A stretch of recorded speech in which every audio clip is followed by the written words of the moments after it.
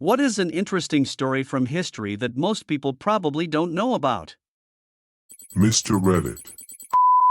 The death of the poet Lord Byron. This guy was eccentric as hell. One day Byron, who was English, decided he was going to help the Greeks fight for independence from the Ottomans.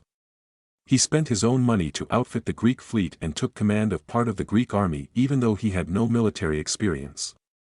Then he randomly died of a fever. He's still considered a hero in Greece and there's a famous statue of him in Athens. The voyage of the Russian Baltic Fleet in the Russo-Japanese War, and particularly the Dogger Bank incident, the above link tells it in greater detail than I can, and I highly recommend it. There are so many funny details, but the TLDR version is this: Russia is losing badly to the Japanese. The Tsar decides to send the Baltic Fleet to assist. This is a hugely long voyage made even more difficult logistically because Russia doesn't have any holdings in Africa or South Asia where they could refuel. Add to that the Baltic Fleet spends much of every year frozen in port, so many of the crew are grossly inexperienced and don't know how to do their jobs.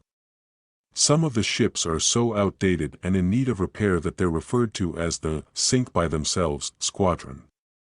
Upon setting out, there is a wholly unfounded, paranoid hysteria among the crew. Everyone is jumpy that they'll be ambushed at any moment by Japanese cruisers and torpedo boats.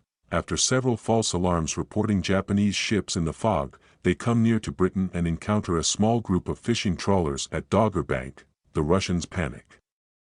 Some charge about with cutlasses expecting to repel boarding parties, some put on life jackets and lie prone on the deck. The whole fleet opens fire on the Japanese torpedo boats for 20 minutes. They succeed in sinking one British trawler and damaging two of their own ships. One ship reportedly hits nothing with 500 shells. This incident comes extremely close to having Britain declare war on Russia. But in the end they withhold themselves to merely denying the Russian fleet use of the Suez Canal. This completely screws up the Russian plans, and they now have to chart a course all the way around Africa, refueling at several points using supply boats provided by the Germans. They slowly make their way around Africa, fighting off several more torpedo boats and picking up a variety of exotic pets like crocodiles and snakes that now roam the ships. Their refrigerated ship fails and they have to dump large quantities of rotten meat, causing a swarm of sharks to follow them around. They had a long stopover in Madagascar. During a funeral for a crew member who died of illness, a live shell was mistakenly used in the gunnery salute, hitting the cruiser Aurora. They order a gunnery practice against a stationary target. They succeeded in scoring only a single hit, on the ship towing the target. After successfully avoiding mutiny, they finally managed to get in close to Japan. The admiral decides to try and sneak between Japan and Korea under cover of darkness and make for Vladivostok. All ships extinguish their lights to maintain stealth. Except for the hospital ship Oral, who kept them burning in accordance with the rules of war. A Japanese ship spots Oral, comes close to investigate, and determines it could be a support vessel to a larger fleet. Oral, for its part, misidentifies the Japanese vessel as a Russian one, and signals it to be cautious about the rest of the Russian fleet. The Battle of Tsushima ensues. 4,000 Russians die and 7,000 are captured, compared to Japanese losses of 100 dead. The Russians lose the war soon after in a negotiated peace. It's the first time a European power is defeated by an Eastern one. The Japanese go on to read very deeply into Tsushima and it informed a lot of their naval doctrine in World War II, but honestly after reading about the misadventures of the Baltic Fleet I can't help but feel that they overt hunk it. Edit. Thanks for the gold, it's my first. The eagle that's been depicted on many U.S. coins and currency are modeled after an actual bird that lived near the Philadelphia Mint in the early 1800s. His name was Peter and he used to watch the coining machinery until, one day, he inexorably flew in and was killed. He was stuffed and used as a model ever since. Most people know that during the space race, American spacecraft splashed down into the Pacific Ocean and were recovered by Navy vessels. The Soviets, on the other hand, went for a different approach. Their spacecraft launched out of the Baikonur Cosmodrome in Kazakhstan, and instead of recovering spacecraft from the ocean then transporting them back to Baikonur, they decided to cut out the middleman and have the spacecraft land as close to the Cosmodrome as possible. The pilot/crew would eject from the re-entry module and parachute to the ground, while the chutes on the re-entry module would deploy afterwards to lessen the impact and allow for recovery of the spacecraft. This led to some interesting and pretty funny encounters. When Yuri Gagarin returned to Earth after being the first man in space on Vostok 1, he was supposed to land fairly close to Baikonur. However, like the American space missions, landing points were more of a general guideline than a certain point on the deck that the spacecraft would touch down. In Gagarin's case, he touched down almost 300 kilometers away from the intended landing site. Two schoolgirls on their way home from school saw the re-entry module plummet from the sky, bounce a couple of times, then come to a stop. Gagarin himself, clad in a bright orange spacesuit complete with a bubble helmet, touched down on the farm of a very surprised Kazakh farmer and his young daughter. Gagarin assured them that he was a Soviet like themselves. Informed them that he had just returned home from space, and requested to borrow their telephone in order to call Moscow and arrange for a pickup. Garibaldi, now mostly known for his biscuit namesake, Garibaldi was a general who was key to the unification of Italy. His backstory began in Piedmont, in the north of Italy, where he was involved in the failed 1820 revolution. Sentenced to death, he escaped on a boat to South America where he learned guerrilla warfare by fighting in the Uruguay Civil War. He then returned in 1849 to Italy when he arrived in Rome, a recently proclaimed republic led by his ideological companion, Mazzini, while the Pope had fled. Garibaldi was the leading general of what was a shining beacon of liberal democracy in a city-state. Eventually, the French reinstalled the Pope, after a hard-fought defense. Garibaldi escaped yet again, this time moving to New York where he became a pirate. He returned soon after, as his hometown, Nice, had been ceded to France as part of a deal for Piedmont to gain more territory, the first steps of unification. Cavour, another very important figure for another time, recognized the danger in Garibaldi trying to take back Nice, so he encouraged him to go south instead. Garibaldi landed in Sicily with 1,000 men. He left the island, after conquering it, with 3,000. He marched on Naples with 15,000, outnumbered by the Neapolitan army by 10 to 1. The king retreated to the river rather than face him, where his army slowly decayed away under siege. Garibaldi entered the city by train to a hero's welcome, and promptly handed over all the territory to the Piedmontese king. He had successfully conquered half the entire Italian peninsula by himself. He then retired to a small island called Caprera with a year's supply of macaroni pasta and not much else.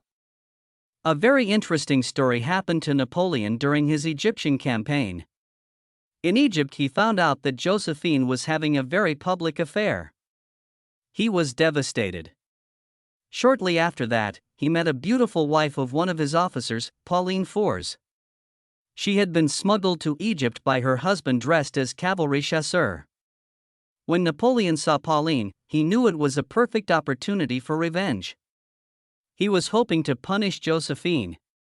Within days of their meeting, the couple embarked on a relationship and the army began to call Pauline his Cleopatra. Napoleon sent Pauline's husband Lieutenant Fors back to Paris with allegedly important dispatches.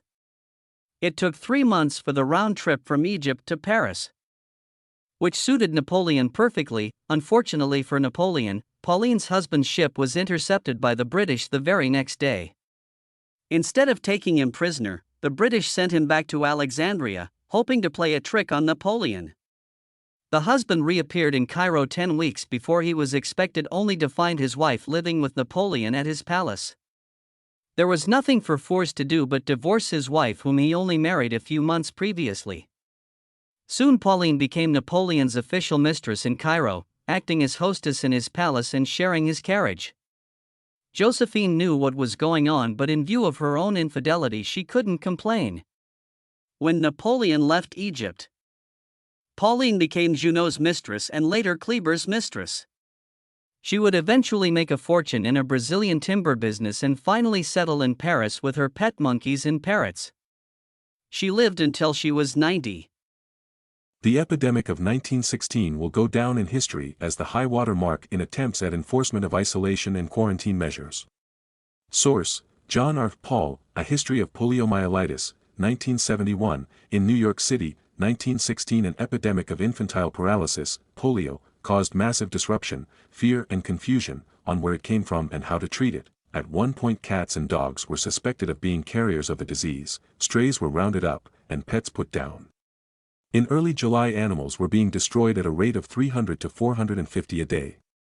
A headline in the New York Times for July 26 proclaimed 72,000 cats killed in paralysis fear. Personally, I think the entire history of disease and its immunization creation is fascinating. I was one of the children who received some of first offerings of the vaccines in the 1950s. Nellie Bly, one of the first female journalists, wanted to work for the New York World. To prove herself to the paper's owner, Joseph Pulitzer, she volunteered to be locked inside Blackwell's asylum in New York for a week to do a piece on the horrors that were supposedly occurring there. The only problem was getting into the asylum, which would not allow outsiders in. Bly's solution? Feign insanity and get committed. So Bly joined a women's home and pretended to be utterly insane. Eventually, the other women there began to fear for their lives, so they committed Bly to the asylum. Bly spent about a week as a patient there, writing about the terrible conditions and mistreatment of residents. After her week was up, she informed the guard that she was actually completely sane and was working for the New York World. Obviously, nobody believed her. She was there for another week before Pulitzer sent someone to go get her. Bly published what she wrote while locked up in Blackwell's read 10 Days in a Madhouse, an article that effectively shut down the asylum several years later. This was one of the first examples of investigative journalism as well. She wound up working for the World until her death. She later became an inventor and patented a bunch of stuff, like the oil drum. I absolutely love Nellie Bly. Complete badass. I wish history classes would talk about her. The story of John Paul Jones' pickled corpse, after his naval service during the American Revolution. I have not yet begun to fight. John Paul Jones was more or less left hanging by the American government. He headed over to Russia and served Empress Catherine II of Russia during the Russo-Turkish War, flirted with the idea of fighting in the Swedish Navy, and eventually landed in Paris. He died there in 1792 at the age of 45 in relative poverty. A French admirer of JPJ's donated a large sum of money so that he might be buried in a lead coffin filled with alcohol, believing that the United States would at some point wish to retrieve the hero's body, and that it would help if the corpse were preserved enough to be recognizable. In 1899, U.S. Ambassador to France General Horace Porter decided the time had come, more than a century later, to repatriate Jones' body. He searched a number of graveyards and disinterred 5 lead coffins, finding JPJ's corpse in one. The alcohol had done its job and the JPJ's face was intact enough for a positive confirmation by comparison with a copy of a bust of the hero. JPJ's body was returned to the United States with much pomp in 1906. Following a ceremony at Annapolis headed by then-President Teddy Roosevelt, JPJ's remains were reinterred in the Naval Academy Chapel. Detailed story, including photos of bust and century-old corpse here. Marco Antonio Bragadin, he was a Venetian commander in charge of the defenses of Famagusta on Cyprus. Despite having medieval walls and a force that was vastly outnumbered by Turks, Bragadin managed to hold out for 9 months waiting for Venice to save him, his men, and the townsfolk of Famagusta. The city was the only thing preventing the Ottomans from completely conquering the island. Venice tried desperately to raise the forces needed to drive the Ottomans off of Cyprus. They allied with the Papal States, but it was still not enough. The only country that could help them was Spain, who dragged their feet the entire 9 months preparing people, ships, and eventually traveling to Cyprus. If they hadn't, the relief forces would have made it on time to relieve Bragadin. Instead, he surrendered to the Turks, asking only that the townspeople and his men be allowed to go free. They agreed, but immediately cut off Bragadin's nose and ears and pressed him into forced labor for all the trouble, grief, and death he had given the Turks. After those 2 weeks, they tied him to a column and began skinning him, starting at his feet. He died when they reached his waist. The Turks finished the job, stuffed the skin, and then paraded it around their empire to show their people what happens when you defy the Ottomans. Bragadin's skin was later purloined from the Constantinople's arsenal in 1580 by the young Venetian seaman Girolamo Polidori, who was there on business. He brought it back to Venice, where it was received as a returning hero. The skin was preserved first in the church of San Gregorio, then interred with full honors in the Basilica di San Giovanni e Paolo, where it still is. Preventing the Ottomans from taking Cyprus would have completely changed the outcome of the later half of the 16th century and into the 17th century.